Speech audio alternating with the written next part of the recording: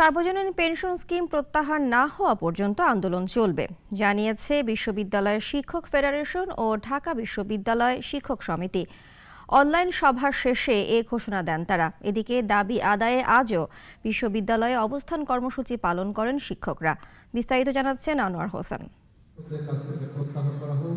গেল ১ জুলাই থেকে সার্বজনীন পেনশন স্কিম প্রত্যয় থেকে বিশ্ববিদ্যালয়ের শিক্ষক ও কর্মচারীদের বাদ দেওয়ার দাবিতে কর্মবিরতি ও অবস্থান কর্মসূচি পালন করছে দেশের ৪০টি বিশ্ববিদ্যালয়ের শিক্ষকরা। একই দাবিতে বেলা ১২টায় ঢাকা বিশ্ববিদ্যালয় কলা ভবনের সামনে অবস্থান নেন শিক্ষকরা। কথা বলেন গতকাল সরকারের সাথে শিক্ষক প্রতিনিধিদের আলোচনা নিয়ে। ২৪ থেকে ২৫-এ যাবার কোনো বিশ্ববিদ্যালয় কোনো শিক্ষক সম্প্রদায় দাবি করেনি। আমাদের দাবির মধ্যে ছিল যে প্রত্যয় স্কিমে বিশ্ববিদ্যালয়ের শিক্ষকরা থাকবে না। শিক্ষকরা অভিযোগ করেন সরকারের ভিতর থেকে বিভ্রান্তিকর তথ্য দিয়ে তাদের প্রত্যয় স্কিমে অন্তর্ভুক্ত করা হয়েছে। শাস্তি দাবি করেন বিভ্রান্তকারীদেরও।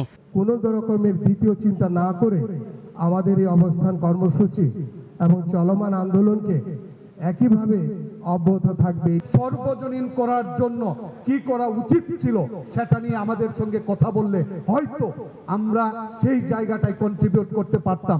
এর আগে একই দাবিতে প্রশাসনিক ভবনের সামনে বিক্ষোভ মিছিল ও সমাবেশ করে ঢাকা বিশ্ববিদ্যালয়ের কর্মকর্তা কর্মচারীরা। আনোয়ার হোসেন, নাগরিক, ঢাকা।